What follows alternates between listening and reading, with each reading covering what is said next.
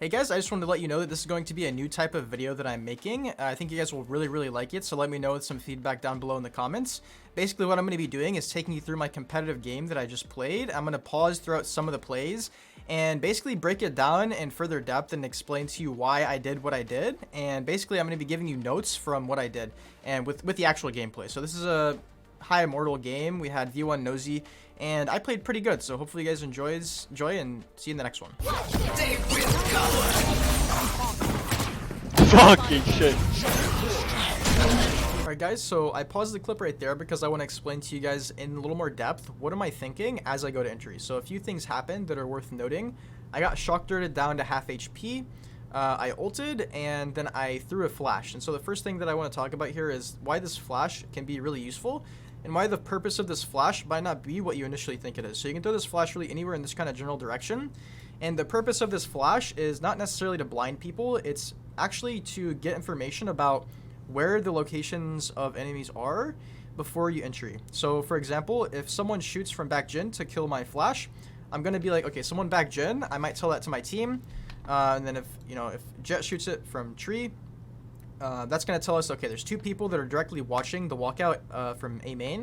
And then if a third person from heaven shoots this, then we really know that we're pushing into too many people. And then, if there's 3 or 4 or 5, then it's really just time to rotate. And so this is something that you should definitely be thinking about whenever you throw a Reyna flash, not just flashing right before you run in. Throw flash, wait, see how many people shoot it, see where they are when they shoot it. And that's really the purpose of this flash for me. So I'm also in ult now. My KO did throw a knife. This is something worth mentioning. At the time, this knife did scan. It scanned 2 people, and it scanned the Yoru and the Jet. So I know whenever I'm running out, I'm going to be facing at least 2 people and perhaps more because, maybe they stacked it. Maybe they just have a third person already rotating over. So I'm going to be running out, and whenever I run out, I'm first going to be looking. I'm going to be looking in some specific spots. If someone does shoot your flash, that's where you're going to be looking first because, if you already shot my flash from back gen, I'm going to be like, hey, back gen, I'm going to be looking here. But I'm also going to be looking up to heaven over here. And then I'm going to be clearing all the common spots. So as I walk out here, I'm going to be clearing left and right. And then after this, my primary objective is going to be to come over to the switch, hit the switch. And from here, we have a couple of options. And you're going to see how this plays out in just a second. I'm not going to sit here and explain too much. But your 2 options after you hit the switch is to just wait here, see if anyone pushes through the door. Or you can push through the door as you close the door, come under it. You can come all the way up into here and do one of these sort of plays, or you can just wait till the door completely closes and then come over to gen. So I do all of these plays throughout this game, but here in this clip, you're going to see what I do and how it plays out. So hopefully this is a little bit more insightful for you guys. Really remember the main thing you want to be doing is to close the switch as soon as you come out. And then, of course, your team will be following you, hopefully, and supporting you in case you die, and make sure that they get the spike down so that you guys actually have a chance to win the round. Okay. Yo, what's that? He's up, Spike down A. Let me plant. Planted. One enemy remaining. One way. This one's three. Coming on it.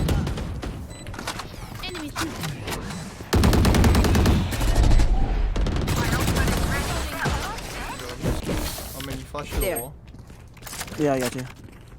He likes to dart this.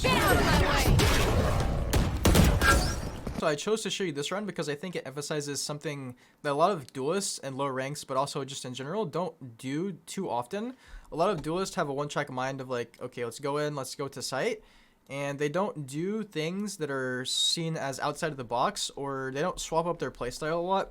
And that's what I really want to emphasize with this. So first thing you heard me say is that I want my Omen to flash through here, but you can also throw a good flash here as Reyna. So you might be asking, why do you not throw this flash instead? Most of you actually probably never throw this flash.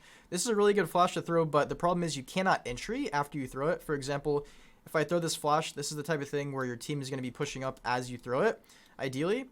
But in this case, we have an even better flash from our Omen, so I don't need to throw the flash. It's actually better for my Omen to flash. Hopefully that makes sense.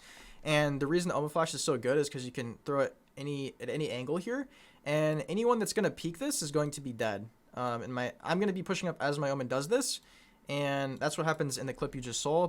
Also, Sova darted up here. We weren't able to shoot it quick enough. You did hear me say like Sova darts this, but we didn't shoot it, and we all got scanned.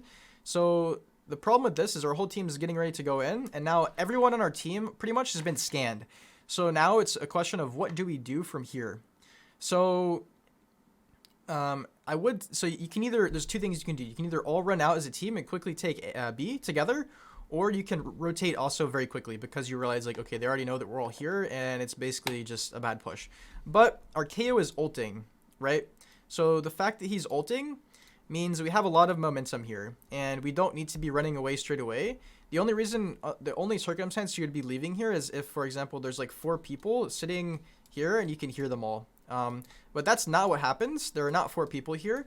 So what I do instead is we're running up with KO, and you're going to see what I do. Basically what I do is I come all the way out. I run up here because I see a window of opportunity that's going to allow me to get away with this.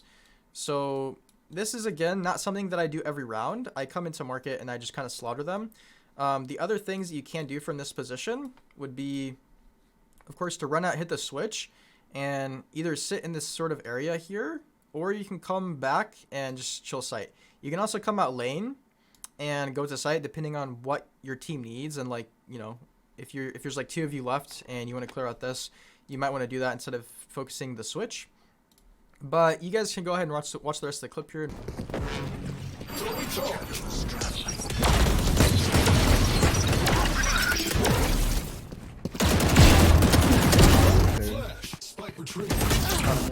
Yeah, wait for the flash. I didn't even fucking see you.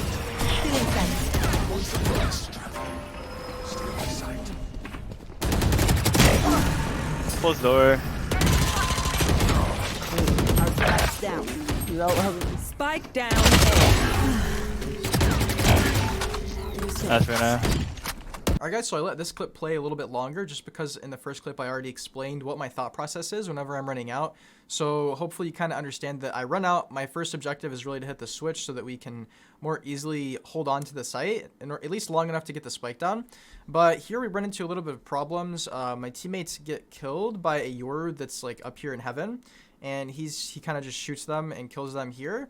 And I fortunately am able to kill enough to make it a 2v2, and this is where everyone is positioned, except now we have no idea where anyone is, and we don't have flank watch, and we have nobody watching heaven. So the spike is also down here. So the most important thing to do in this situation is to play together, but we also need to play together to get the spike. But after we get the spike down, we play together, hold an angle together, and make sure that we're able to trade each other. If we're not in positions to trade each other, like let's say that Killjoy runs up here and then dies or something, or maybe I go up here and just die alone, that's what you don't want to do. You want to be playing like pretty close, at least able to, you know, if you guys, for example, are going to be like looking heaven, you guys should both be watching, not necessarily both watching the same thing, but both in locations where you can very quickly look at the same things in order to trade someone. So it might be the case that I'm watching heaven, but my Killjoy is watching like tree or something else. But at least we're in positions in order to very quickly trade each other. So you guys are going to see what happens. And yeah, just main takeaway from this clip is to play together whenever it's a 2v2, especially when the spike goes down, because you already know that enemies are going to be coming to the spike because that's how they're going to win the round. So play together. One more tree. Oh, no. I have Door this is spike. broken. Watch my flank. Good. Careful door. Door is broken. Spike planted. One enemy remaining. Wait. Last player standing. That's good.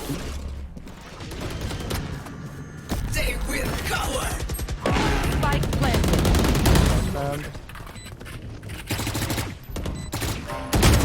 In this clip, you're a Reyna. You're rotating through spawn because you started B, but they hard pushed A.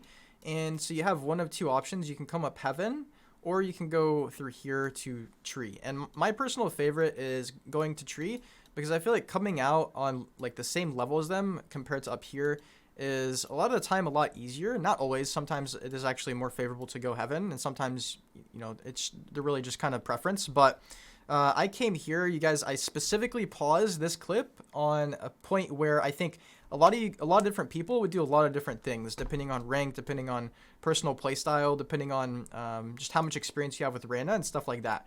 So I want you guys to think. So right, the Jett dashed into me, I kill her and I dismiss. So I want you guys to think, where would you dismiss and where am I going to dismiss? And you think those are going to be the same? So for me, you guys know that I play fairly aggressive.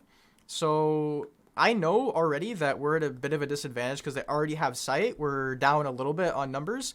And so I know that I'm going to need to make a play. I'm in ult, so I'm going to be invisible as I dismiss out. There's a lot going on. There's a lot happening. A lot of people are still alive, so a lot of noise is being made. So not everyone's attention is going to be on me. And that's why I actually choose to dismiss out to here. And now to a lot of you, this might seem, again, pretty crazy.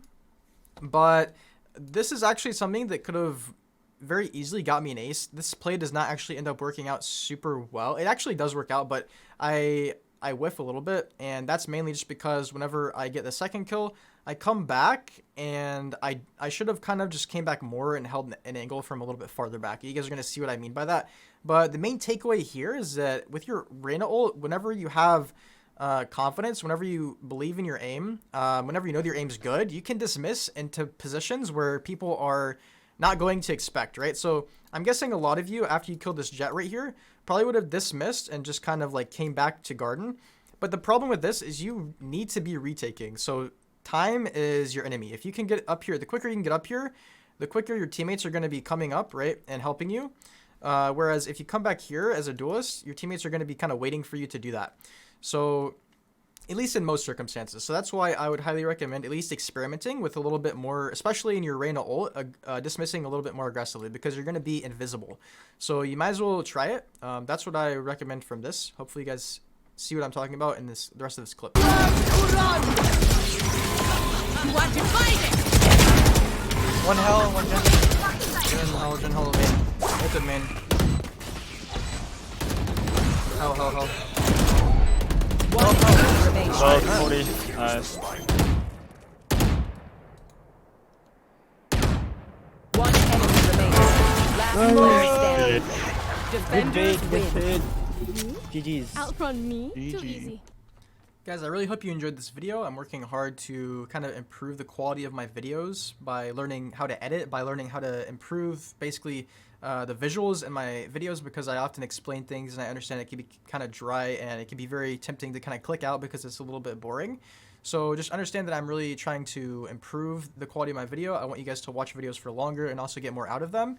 So hopefully you guys learned something from this video. Like I said, I am slowly improving. So if this video is not perfect, you can let me know what you would like me to change in the future.